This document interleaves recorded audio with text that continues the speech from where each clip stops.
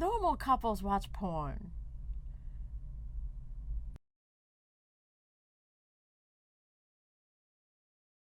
We're talking about jacked up jealousy.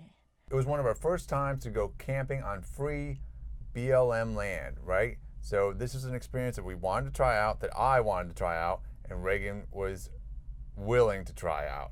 The general gist of these campsites is that there is just a bunch of empty federal land, and the general rule is that you have to just camp at least a quarter mile away from the main road. Yeah, free doesn't just mean free of money. It also means free of amenities, free of a tent pad, free of showers, free of anybody there that knows where you should be or could assist you if you do get stuck. Yes, true American freedom. Free of regulation. But we didn't get very far before we couldn't go any further because there was loose, deep, treacherous sand. And so that was the end of the road for us, where we pitched our tent and called it a night. Now, the debatably fun part of this experience was that because we were right before the sand trap, every other panel van coming in to sleep for the night would get to the same spot and then almost back over our tent, trying to navigate into a 3-point reverse. We were not in a panel van, by the way.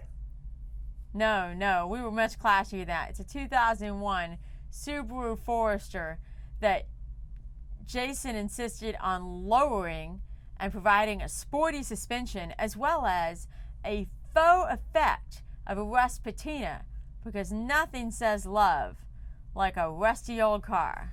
You've mentioned that we're in the Subaru, the ultimate driving machine. That's what they say it is. That's not me. Who is they? The company that makes it.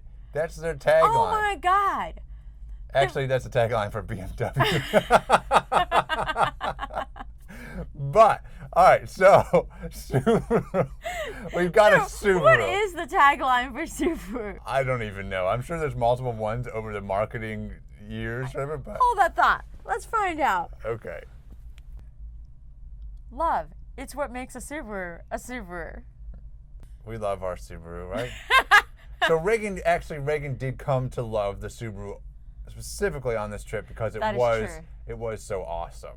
When I got this Subaru, I immediately lowered it because that was the look that I wanted for that car.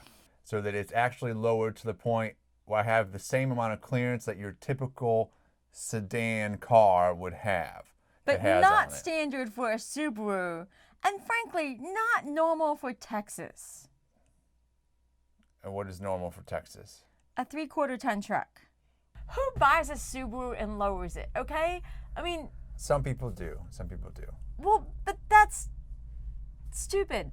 Because you don't buy a Subaru for the purposes of gas mileage. Like, you don't.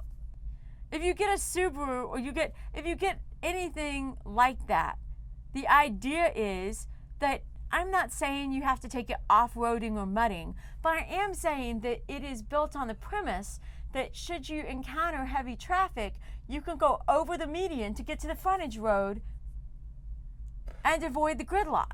Subaru, if you avoid heavy traffic, illegally drive across the median and escape it.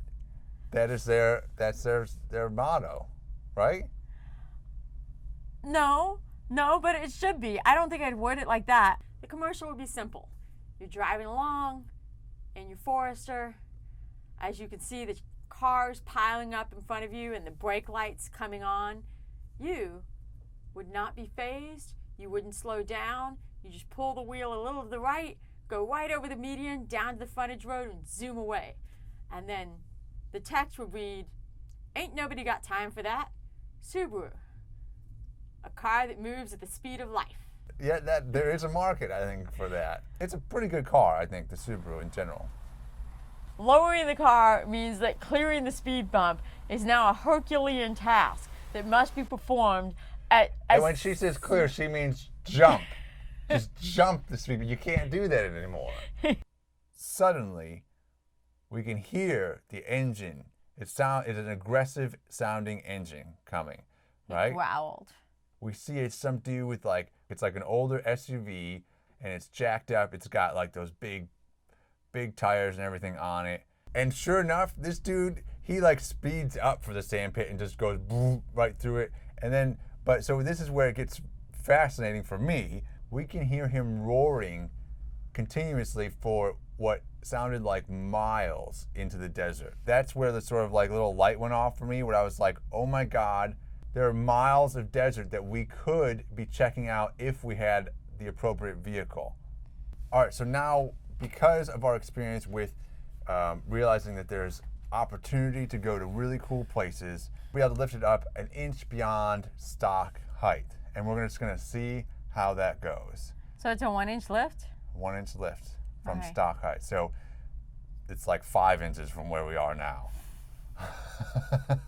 Something like that.